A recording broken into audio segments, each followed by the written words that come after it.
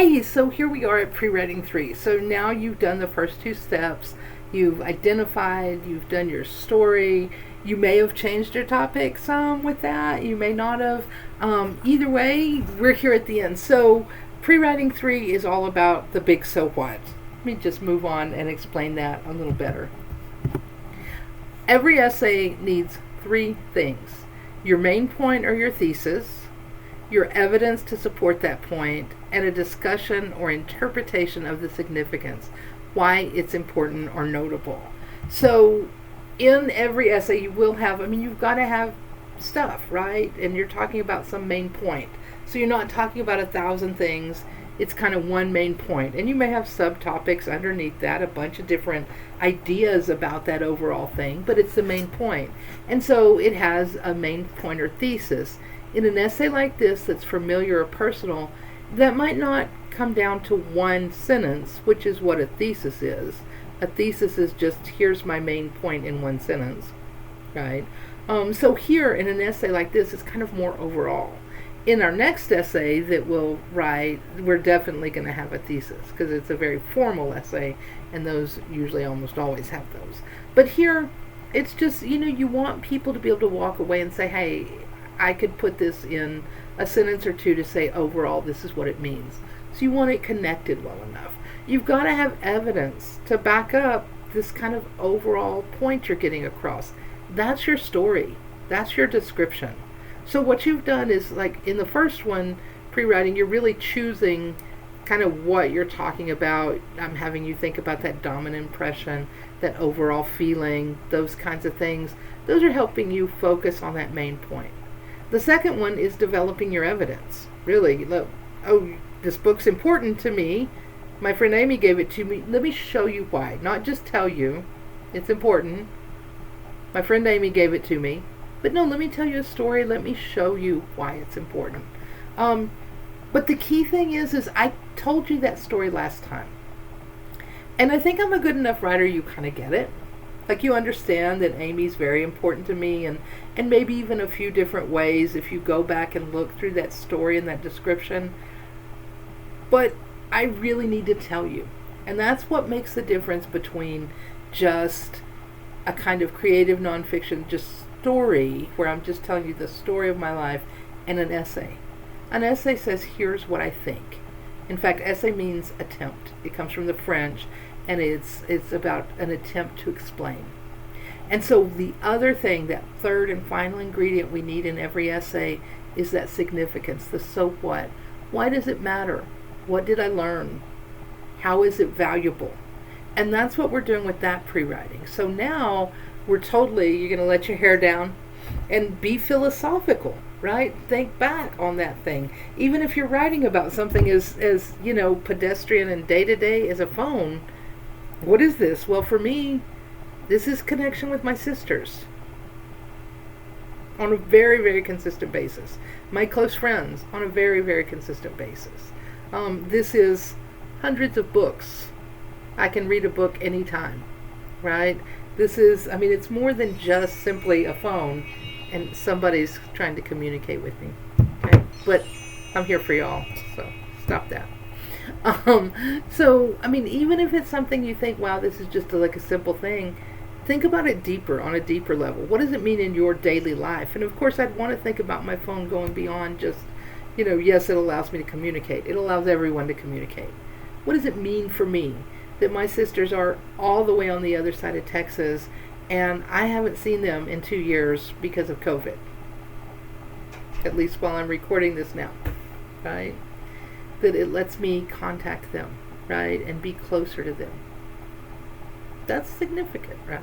So anyway, okay, I'm waxing philosophical. That's for you to do. Let me show you how I did it. And I'm not as comfortable. I mentioned last time that my narrative, I'm like, I would totally do this different now, being who I am today, right? So it is what it is. Again, go to the samples. Check those out, because they're just amazing samples here. So let's see. Let's take a look. Your description and narrative are your evidence. Your evidence supports your point. It's the information that proves it. Your evidence doesn't explain how you see it. proving the point or what you see it meaning. That's where significance and interpretation come in. So, what are we going to do? We're going to talk about why your object is significant. You want to consider what role it has played in your life or the time it takes you back to. You also might consider discussing what you learned from it or what you carry with you that came from the object, the time, or the person you got the object from or who owned the object. Now, those are just ideas because everybody's object's different. Yours may be something you own, or it may be something that you used to own, or your mom or your dad or somebody else owns, or it may be something that just kind of exists in society that represents something. There's a wonderful sample about sunflowers representing a mom. So, it's just like anytime I see a sunflower, right? But the key thing is we're thinking about the meaning. Why is this important to you? This time in your life, this person, this experience, whatever it is, why is it important, right? If I'm going to write about my mom, if I'm going to write about Amy, I really want to do an even better job of saying, who is this person? Who is this Amy, right? That's one of the things I would add into this. But it's a pre-writing, so it's just general ideas because I also talk about why it's important. Let me stop talking and show you. There is no small bit of irony that Elmer Gantry is the story of a small-town con man who works his trade by building lies around himself and convincing others the truth of his intentions, only to find when his con comes apart that he has grown to love those he tricked, and he has betrayed his only friends. I spent too many years convincing myself that I needed no one and that I was self-sufficient. However, just as in the moment of deliverance in many great stories, mine came in the form of an unassuming heroine. Amy was my hero and my salvation. I'm not saying that my life would be over without her, or that I would have sank to the depths of despair, but it certainly would not have followed the track it has, and I would be diminished without our friendship and the other friendships that came as a result of the lesson she taught me. Like the book, Amy has inspired me and made me smile and laugh. We have shared adventures together and apart, and we have plodded through the daily journey of life, hoping for the semester to end, or the next great thing to come along. We have sometimes grown apart, and now may not be as close of friends as we once were, but despite that fact, the depth and sincerity of our friendship has been a constant in my adult life, and I don't cross the significant bridge without some thought and word from Amy. So, I'm really working to explain the connection and meaning between my object, my book, and what that represents, my friendship with Amy. So, it's important that you do that explaining or interpreting, otherwise you're not really in the essay. And in almost every type of writing, the point is to get across what you think about it. And this is very key. Whether you're writing a personal essay or a more formal essay, you may once in a while write just informative stuff. Here's what other people said. Here are the facts. But most of your college writing is saying, okay, here are these things, whether it's your experience or research you've done, and here's what I think about it. And that is why it is always an honor when a teacher asks you to write a paper. I'm not saying it's not a pain in the butt. It's that too. Okay? But they're not just grading a test which they can have the computer do, or they click, click, boom, boom, boom, right? They're saying, what do you think? Show me what you think. I know you can memorize stuff. I know you can look stuff up. Tell me what you think. And that's what this is, right? This is where you say, I had this time in my life, or this person, or this object, and, this is what it represents, and this is what it means to me. So those things are important. If you're writing a formal essay, I read all this research. Here are what the experts say. Here's what I think about that. That's that significance, that interpretation, the discussion. If someone says only summarize or only give me the information, then don't do that. But almost all of your essays are going to be about tell me what you think about it. And that's what we're really doing here. We just get to do it It's not high formal, it's just a little more laid back. Okay? So that's your job, is just to sit back and say, what do I think? Really, what do I think? So here are some questions to get you started. What does the story or stories you wrote in your last pre-writing assignment show about not just the object, but the person who owns it or the time in your life it represents? Again, it depends on everybody's different, their object, your point. How is this person or time important to you? How does that show through that object? What does that object reveal about this person or time's character, nature, or significance? How has that object, time, or person changed you in some way? So these are just examples. Let these inspire you, right? You don't have to address all of these.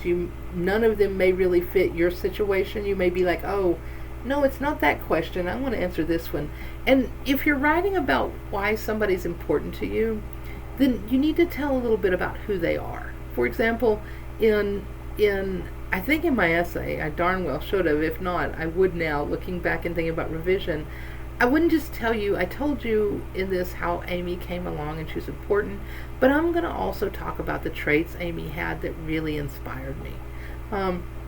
The way she, approached study and just kind of, in general, her happiness in life. I'd kind of come out of some hard times, and when I came back here after being out of college for a while and came back to college, I wasn't sure kind of how to do and what to be and all of that. And, Amy was really part of that. And part of that is I really look up to her as a role model, as a student, definitely as a student. So, if you're talking about somebody, if you're talking about a grandma, grandpa, mom, a dad, a brother, somebody who's played a role in your life, why? What are they like? They're the kind of person who, you can start by saying, if you're talking about somebody else, my mom, my dad, my cousin, my whatever, that friend was the kind of person who always had your back, right? Whatever it is, and really tell about that, and why is that important? If you're talking about a coach or some situation where, you learned something, really think, what did I learn from this? Right? There are a lot of different ways you can approach this. The big question is, ask yourself, so what? So I have this object and it represents either me or some time in my life, some lesson I learned, somebody I know. So what? Why does that matter? How's that help me every day? Right? Now that it's been over 20 years, what? Right? So that's your job for this one, is just think about that big so what. It's really important in writing overall for almost everything. And it looks like, we went through these questions. So again, it depends on it.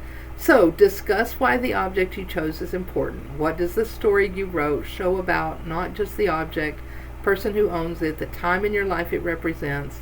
How is this person or time important to you? How does that show through the object? What does that object reveal about this person or time's character, nature, significance? Again, don't be bound by these. Use them to give you ideas. You should have at least 2 paragraphs. So write at least 2 paragraphs of just doing that. And again, if the sky opens up and the sun shines through and you have lots of ideas, just get them down on the page. The more the better, right? And then we're going to move on next time to talking about, okay, you've got all these ideas. How do you work on putting them together? What do you choose to keep? What do you choose to get rid of? That kind of thing. Okay? So there we go. Give it a try. Turn it in on time. Be thoughtful. It's a 100, right? So the only thing that hurts you is if you don't do it. Cool? Take care. Keep on keeping on.